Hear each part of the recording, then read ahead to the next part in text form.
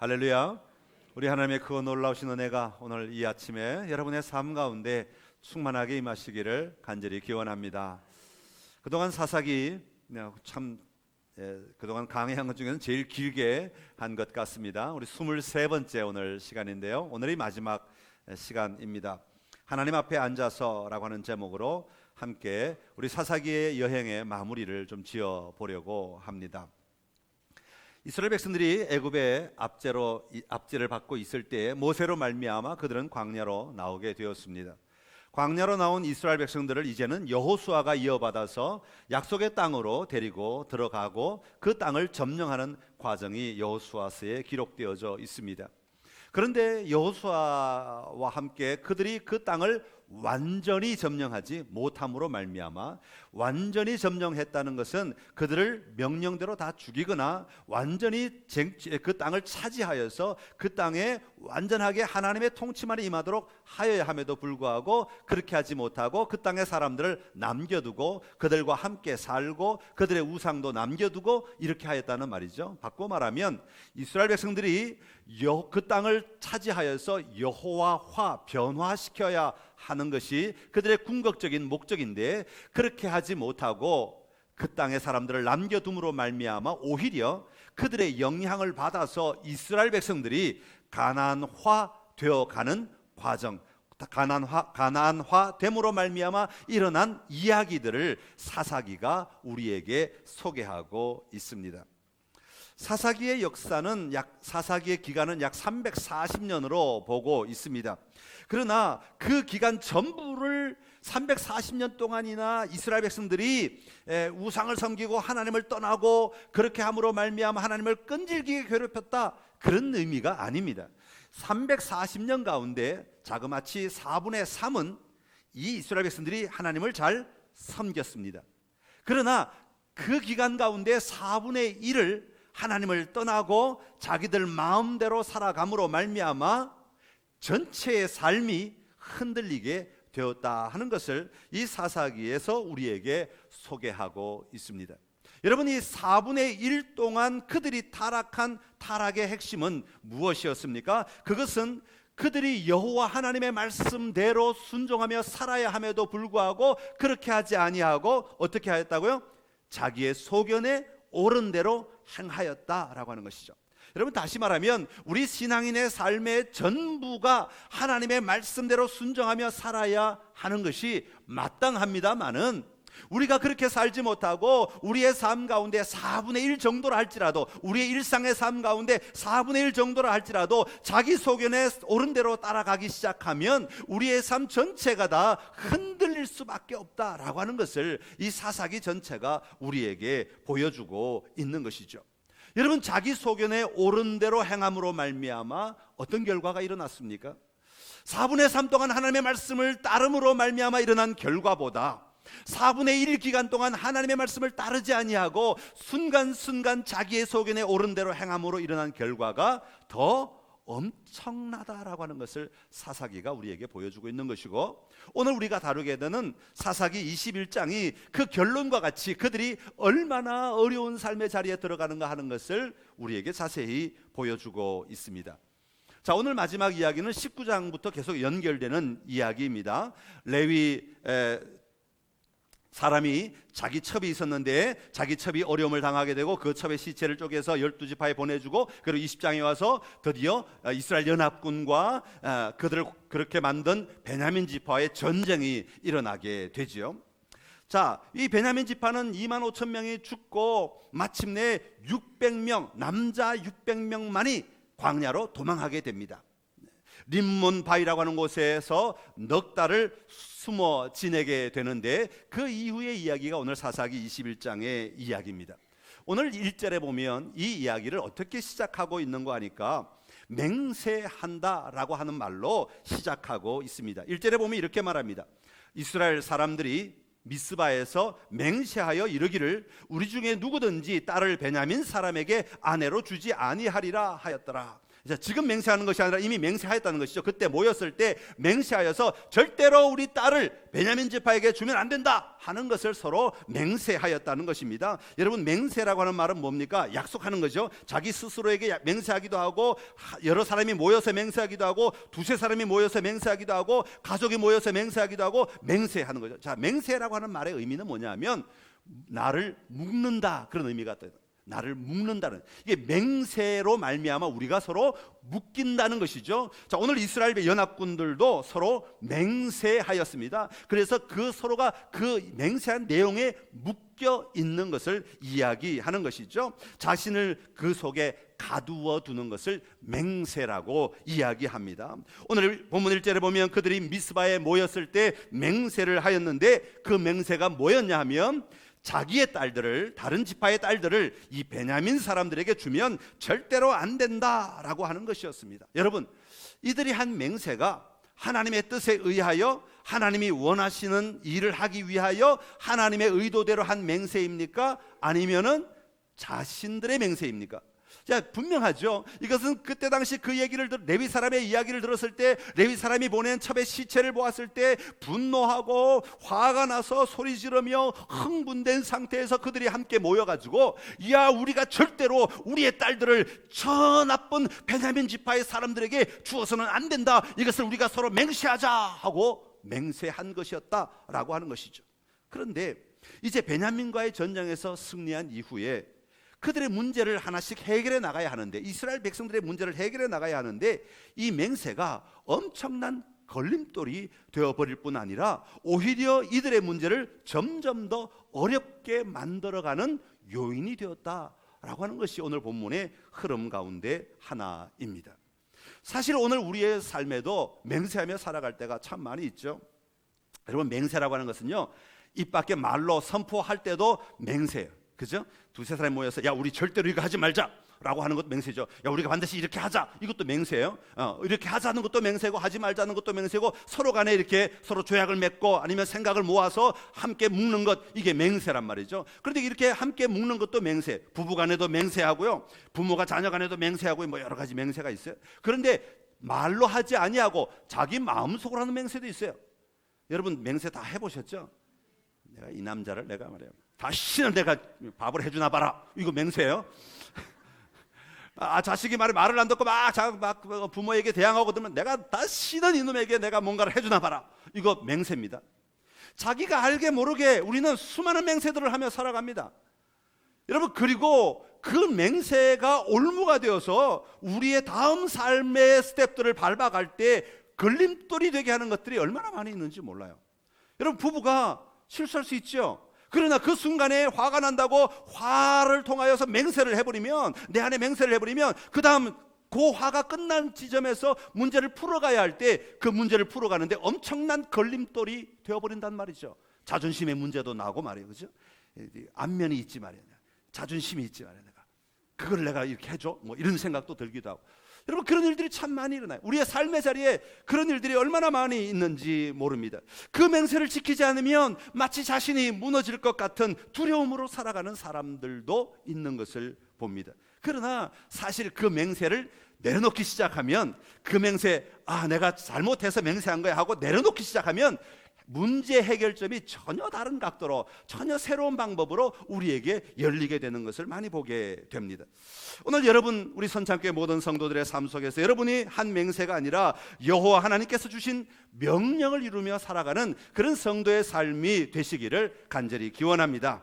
자, 오늘 본문의 실제 시작은 2절부터입니다.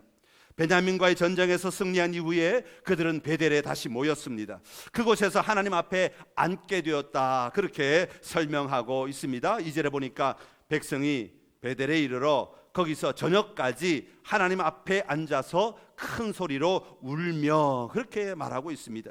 여러분, 그들이 하나님 앞에 앉아서 한 일은 큰 소리로 우는 것이었습니다. 여러분, 왜 울었겠습니까? 경위가 어떻게 되었든지 간에 지금 자기 동족 베냐민 지파 하나가 전혀 진멸되어 가는 그 상황을 보면서 얼마나 가슴이 아팠겠습니까? 얼마나 마음이 아팠겠습니까? 그래서 아마 울게 되었던 것 같습니다. 그들이 하나님 앞에 앉게 되었을 때 그동안 흥분과 분노와 여러 가지 격앙된 감정으로 처리했던 모든 일들이 하나님의 마음으로 다시 보여지기 시작하였다는 것을 이야기하고 있는 것이죠. 그래서 3절에 보면 이렇게 말합니다. 우리 3절의 말씀, 이스라엘 백성들이 하나님 앞에서 한 이야기를 같이 한번 읽어보겠습니다. 이르되 이스라엘의 하나님 여호와여, 어찌하여 이스라엘에 이런 일이 생겨서 오늘 이스라엘 중에 한 지파가 없어지게 하시나이까. 아멘. 자, 이렇게 말하는 거 보면 그들이 하나님 앞에서 앉아서 했던 통곡은 진심이 많이 담겨 있는 것 같습니다. 그들의 분노도 가라앉고 그들의 흥분도 가라앉았을 때 그들은 하나님 앞에서 다시 현실을 보기 시작하고 그들의 진실을 보기 시작하는 것입니다. 그럴 때 그들은 4절에 보면 하나님 앞에 제단을 쌓고 번제와 화목제를 드렸다, 그렇게 말하고 있습니다.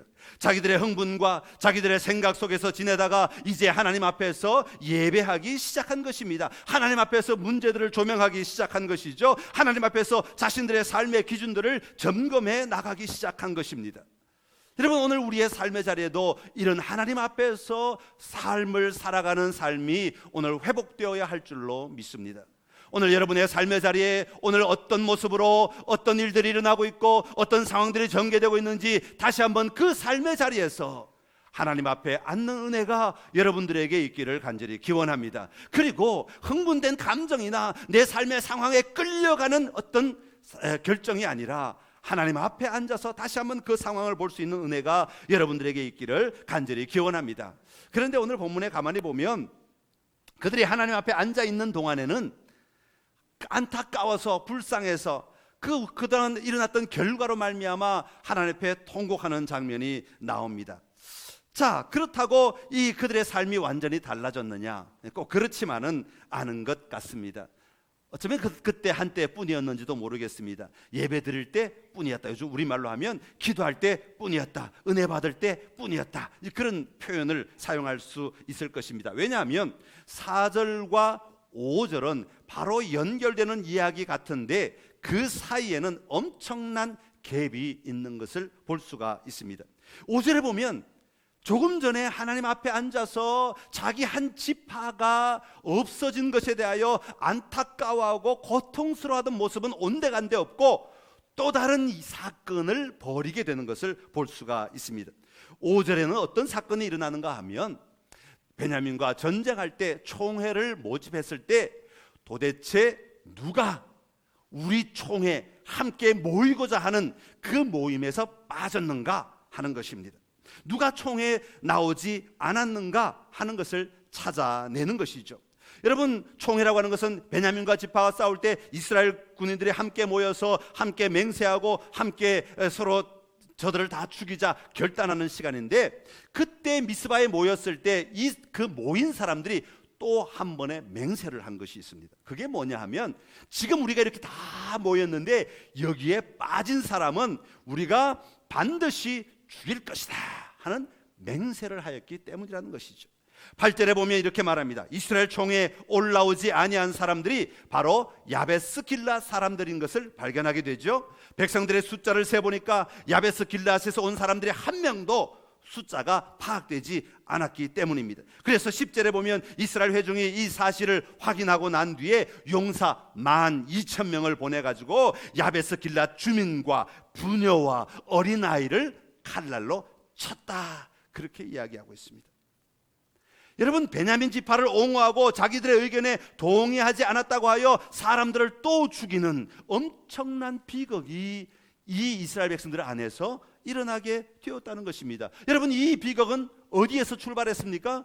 그들이 모여 함께 맹세함으로 말미암아, 자기들끼리 맹세함으로 말미암아 이 맹세에서부터 이런 비극이 시작되었다고 하는 것을 보여주고 있습니다. 지난번에는 베냐민을 거의 진멸시키더니 이제는 야베스 길앗 사람들을 진멸시키는 것입니다. 그것도 하나님의 이름으로 말입니다. 하나님 앞에 앉아 있을 때는 그렇게 울며 후회하거든요. 뒤돌아서서는 또 똑같은 짓을 저지르고 있는 것입니다. 다시 말하면 하나님 앞에 앉았을 때 그 마음을 계속 유지하지 못하고 다시 자기들이 한 맹세에 마음이 빼앗겨서 그 맹세가 자신의 삶의 모든 결정들을 이끌어 가도록 내어줌으로 이런 일들이 일어나게 되었던 것이죠. 여러분, 비극이 여기서 끝납니까? 그렇게 한번 내어주기 시작하니까 어떤 일들이 일어납니까? 야베스 길앗 주민을 다 죽이는 가운데 처녀 400명만은 사로잡아 데리고 옵니다. 그때 사람들이, 베냐민 사람들이 림몬 바위에 숨어 있었는데 몇 명이 숨어 있었다고 말씀드려요? 600명이 숨어 있어요. 남자들만, 장정들만 600명이 숨어 있는데 이 사람들이 결혼을 안 하면 베냐민 지파가 완전히 없어지게 되잖아요. 그러니까 이 이스라엘 백성들이 후회하는 마음으로 이들에게 아내를 구해주면 좋겠는데 그들이 한 맹세가 뭐였어요? 이들에게 딸을 주는 자는 죽인다고 그랬거든요. 그러니까 공식적으로는 딸을 줄 수가 없으니까 이 포로를 잡아가지고 이 여자들을 그들에게 주게 되는 것이죠. 그들의 아내가 되게 하는 것입니다. 베냐민 자손에게는 그들을 불쌍히 여기고 평화를 선포하는 것처럼 그들에게 아내를 400명을 데려다 주면서 가난하고 힘없는 야베스 길앗 사람들을 죽이는 어처구니 없는 일을, 앞뒤가 맞지 않는 일을 저지르게 되었던 것이죠. 무엇 때문에? 맹세한 것 때문에 이런 엄청난 일이 일어나게 된 것이죠.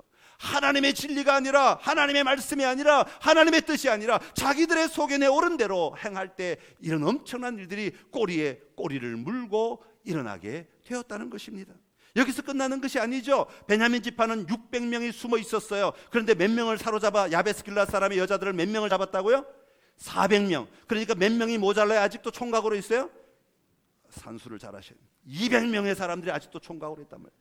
그러니까 이 200명의 사람들에게 아내를 구해줘야 되는데 여전히 맹세가 자리하고 있으니까 이 숙제가 풀리지 않는 것이죠. 그러니까 어떻게 하느냐 하면 19절에 보면, 우리가 오늘 읽지는 않았는데 실로에서 매년 여호와의 명절이 열리고 있었어요. 그 명절 때는 모든 사람들이 나와서 포도밭에서 춤을 추고 그 광장에서 모여서 함께 즐거워하고 함께 기쁨을 누리는 그런 절기였습니다. 그때는 뭐 아가씨든 아줌마든 다 모든 동네 사람들이 다 나와서 막 즐거워하는데, 그때 베냐민 지파에게 뭐라고 말하는 거니까, 너희가 그 옆에 춤추는데 옆에 포도밭에 숨어 있다가 밤이 깊어질 때 너희가 원하는 여자를 데리고 가라는 것이죠.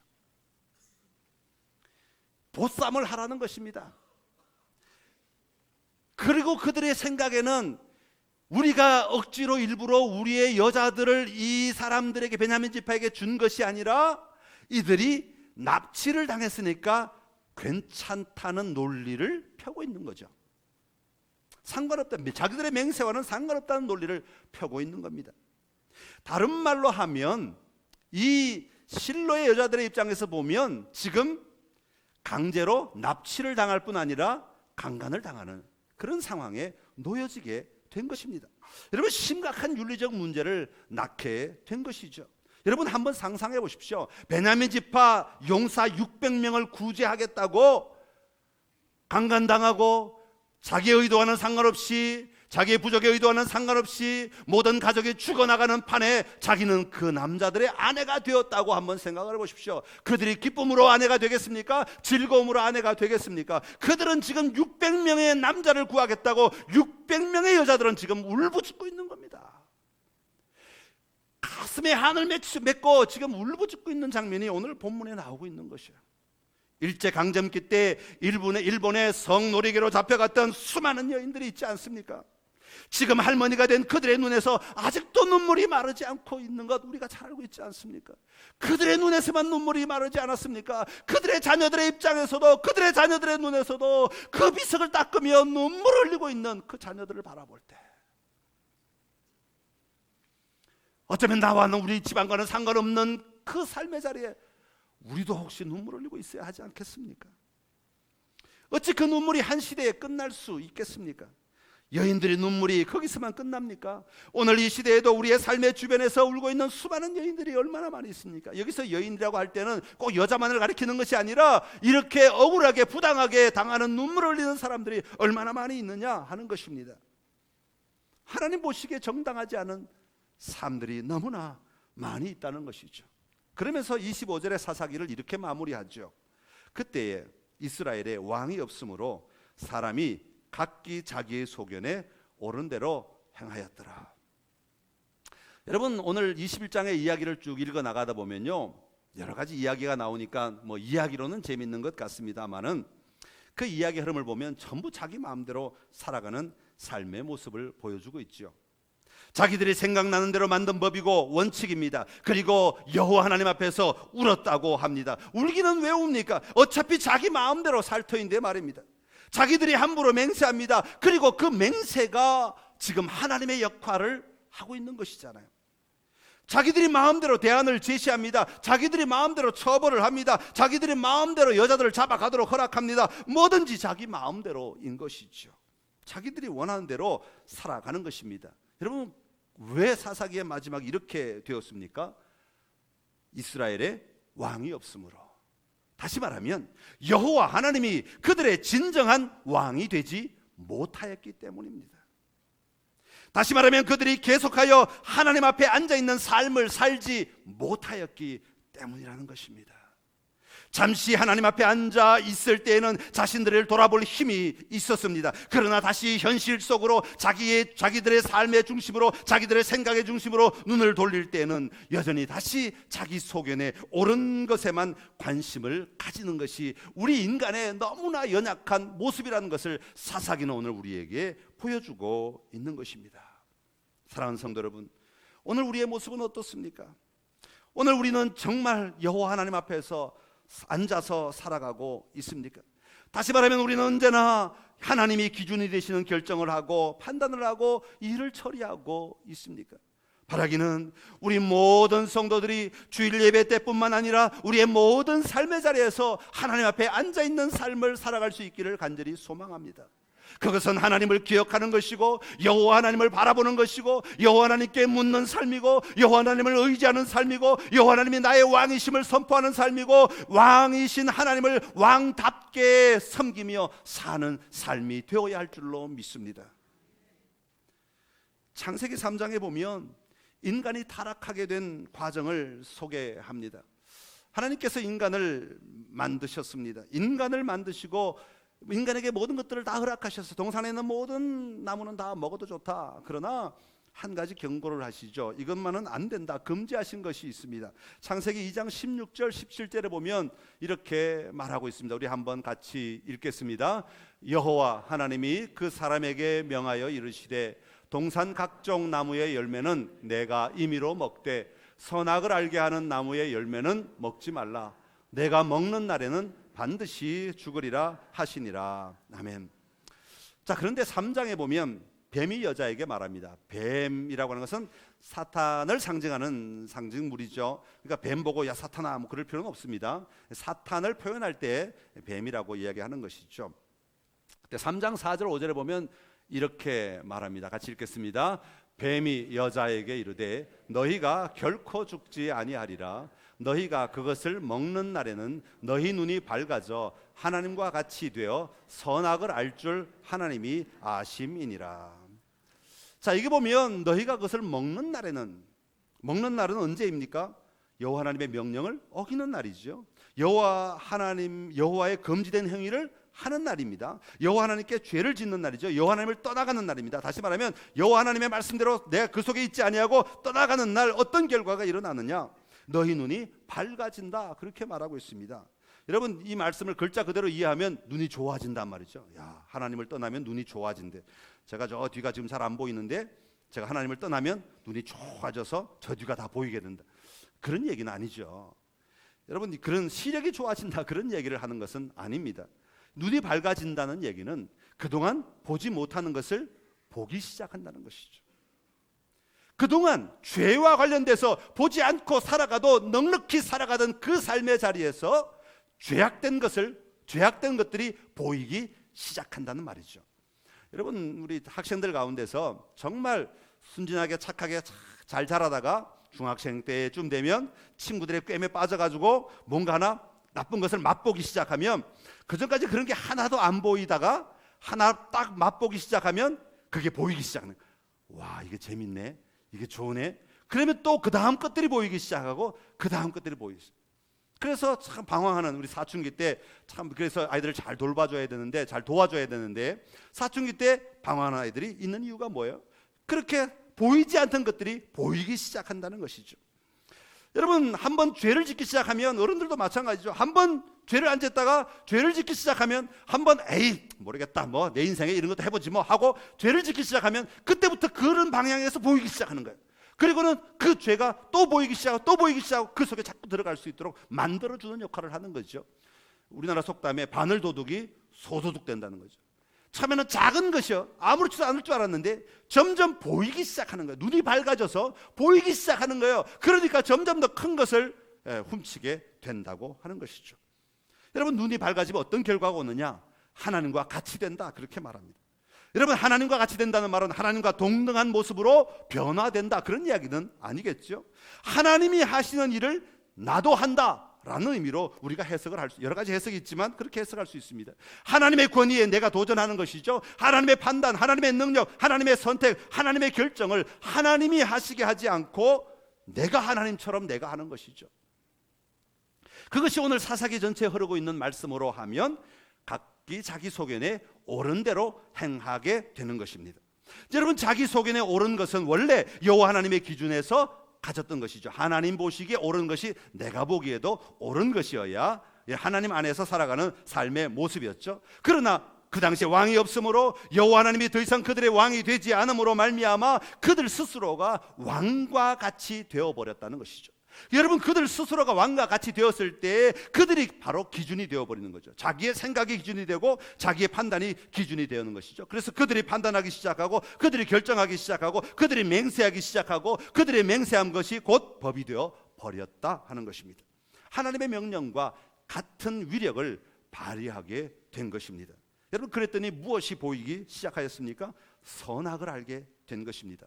여러분 이 말은 무슨 뜻입니까? 그러면 그들이 그동안 선과 악이 무엇인지 모르고 살았습니까? 아닙니다. 그들이 가지고 있던 선악은 분명하게 여호와 하나님이 보여주시고 여호와 하나님이 말씀하시고 여호와 하나님이 가르쳐 주신 것에 의하여 선과 악을 구분하고 살았습니다. 다시 말하면 하나님의 관점에서 선과 악을 보게 하시고 결정하게 하시고 선택하게 하셨던 것입니다. 그러나 이제는 그들이 뱀의 사단의 유혹으로 말미암아 죄를 지음으로 말미암아 그들이 하나님과 같이 되어서 그들 스스로가 선과 악을 결정하게 된 것입니다.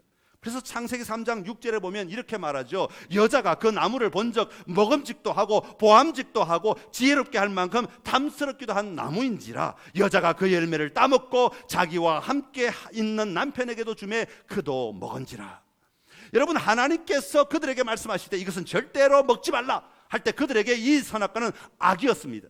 먹으면 안 되는 것이었습니다. 하나님이 주체가 되어서 하나님이 주신 명령을 남자가 받고 남자가 받은 명령을 여자에게 주고 이 사람은 또 짐승을 다스렸습니다. 이게 그 당시의 위기의 질서였습니다. 질서 속에 하나님이 주신 것들을 받아 먹을 때 하나님의 선악을 분별하는 질서를 가지고 있었죠. 그런데 뱀이 여자를 유혹함으로 말미암아 다스려야 될 짐승의 유혹, 거꾸로 여자가 유혹을 받고 이 여자의 유혹을 남자가 받고 남자가 이 하나님의 명령을 거스르게 되는 거죠. 뱀이 하나님의 자리를 차지하게 된 거죠. 선악의 구분이 바뀌어지게 된 거죠. 선악을 선택하는 방법이 바뀌어지게 된 거죠. 스스로가 선과 악을 결정하게 되니까 그 금지된 행위를 하는 것이 너무나 자연스러운 거예요.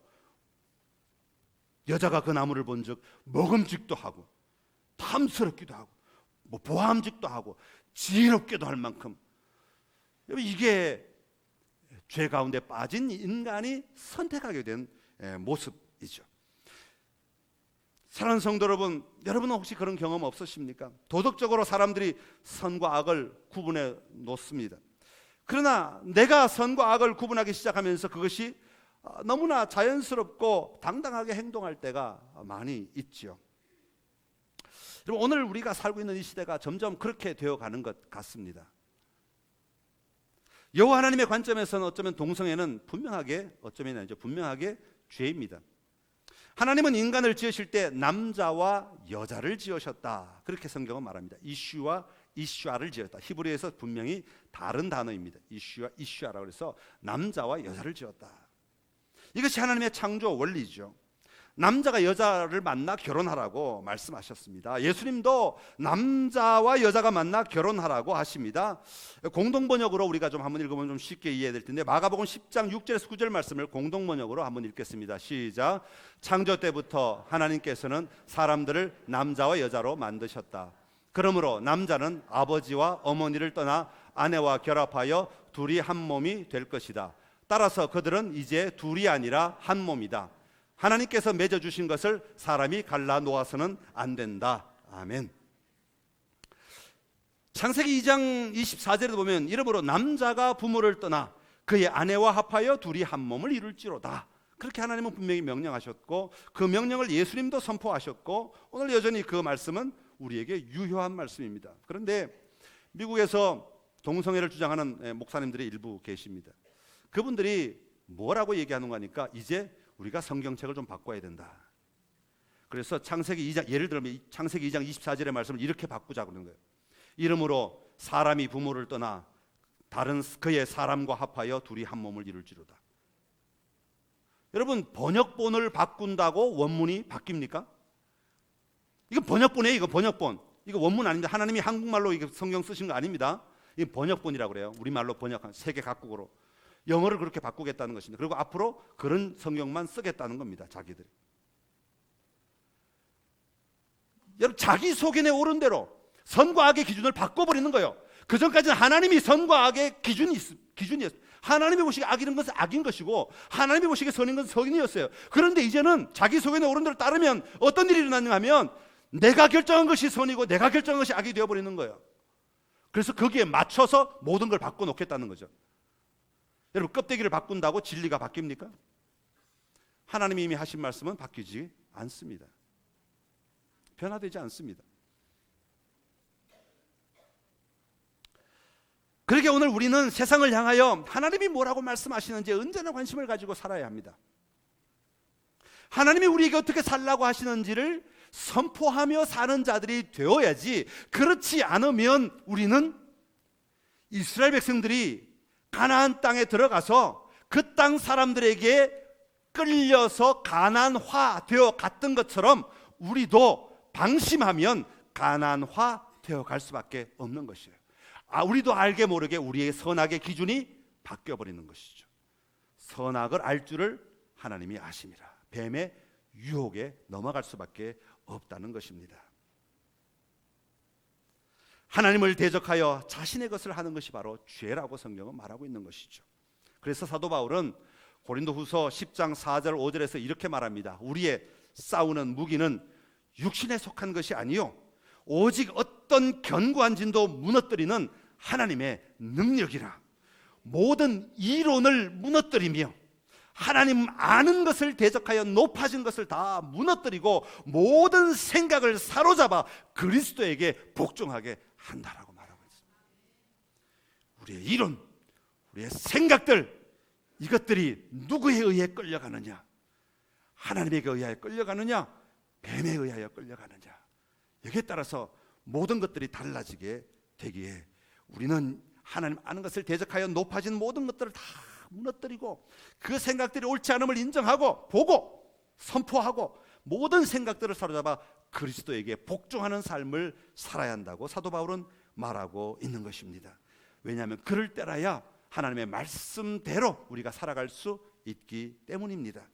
여러분, 그 회복을 위하여 예수님이 이 땅에 오신 것 아니겠습니까? 예수님이 오셔서 선포한 것이 무엇입니까? 회개하라, 하나님의 나라가 가까이 왔느니라.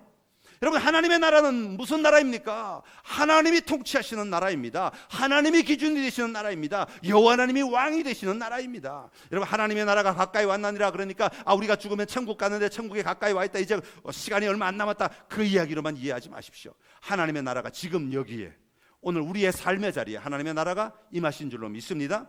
여기에 하나님의 나라인 줄로 믿습니다. 여러분의 가정이 하나님의 나라인 줄로 믿습니다. 여러분이 살아가는 삶의 현장이 하나님의 나라인 줄로 믿습니다. 그러면 하나님의 나라라면 누가 통치자가 되어야 되느냐? 누가 왕이 되어야 되느냐? 여호와 하나님이 왕이 되셔야 하는 것입니다. 예수님은 바로 지금 그것을 선포하신 것이죠. 나의 기준이 아니라 여호와 하나님이 기준이 되어 사는 삶을 살 수 있어야 하는 것입니다. 나의 잣대를 내려놓고 나의 맹세를 내려놓고 여호와 하나님의 말씀에 설 수 있는 자가 되어야 합니다. 하나님 앞에 앉을 수 있는 자가 되어야 한다는 말이죠. 때로는 하나님 앞에서 울며 예배를 드리기도 해야 합니다. 때로는 내 속에 있는 죄를 발견하고 고통스러워하기도 해야 합니다. 그럴 때 우리는 우리의 삶을 이길 힘이 거기서 나오게 되는 것입니다. 사랑하는 성도 여러분, 우리는 누구입니까? 우리는 죄 가운데 살아가던 자들이었습니다. 그런 우리들을 하나님은 우리를 자녀 삼으시기 위해 예수 그리스도를 보내주시고 예수 그리스도의 십자가의 능력으로 말미암아 우리를 살려주셨습니다. 그러게 우리는 그 복음을 가진 자들로서, 그 능력을 가진 자들로서 하나님을 아버지로 분명하게 선포하며 사는 자들이 되어야 하고, 그 힘으로 세상을 이겨나가야 하는 것입니다. 그러기 위해서 우리가 하나님 앞에 앉아 있어야 합니다. 사랑하는 성도 여러분, 여러분의 삶의 자리에서 하나님 앞에 늘 앉아있는 은혜가 있기를 간절히 기원합니다. 그리고 그 하나님 앞에서 우리의 맹세를 뛰어넘어 승리하는 삶의 자리로 나아가는 여러분 모두가 되시기를 간절히 기원합니다. 기도하겠습니다. 참 좋으신 우리 하나님 아버지, 우리는 참 연약합니다. 인간이 너무너무 연약한 것을 우리가 봅니다. 세상에 어떤 말을 하면 우리는 그 말에 미혹되어 넘어갈 때가 참 많이 있습니다. 여러분, 나의 참된 왕이 누구이신지를 다시 한번 선포할 수 있는 은혜가 우리에게 있게 하여 주옵소서. 우리가 감정적으로 만든 맹세 때문에 우리가 묶여 살아가고 있다면 하나님이여 그 마음을 깨트려 주시옵소서. 우리가 한 맹세보다 더 중요한 하나님의 말씀이 있음을 보게 하여 주옵소서. 우리의 맹세 때문에 우리의 문제를 풀어가지 못하는 영역이 있다면, 우리의 문제를 해결하지 못하는 영역이 있다면 주님 이 시간 다시 우리의 왕으로 임하셔서 우리의 문제를 풀어 주시옵소서. 우리의 막힌 담을 열어 주시옵소서. 우리의 얽히고 설킨 것들을 깨트려 주시고 풀어 주시어서 하나님 안에서 자유하는 삶을 살게 하여 주옵소서. 오늘 다시 한번 하나님 앞에 앉아있는 삶을 살기를 원합니다. 언제나 우리의 삶이 하나님 앞에 앉아있는 복된 삶이 되게 하여 주옵소서. 예수님의 이름으로 기도드리옵나이다. 아멘.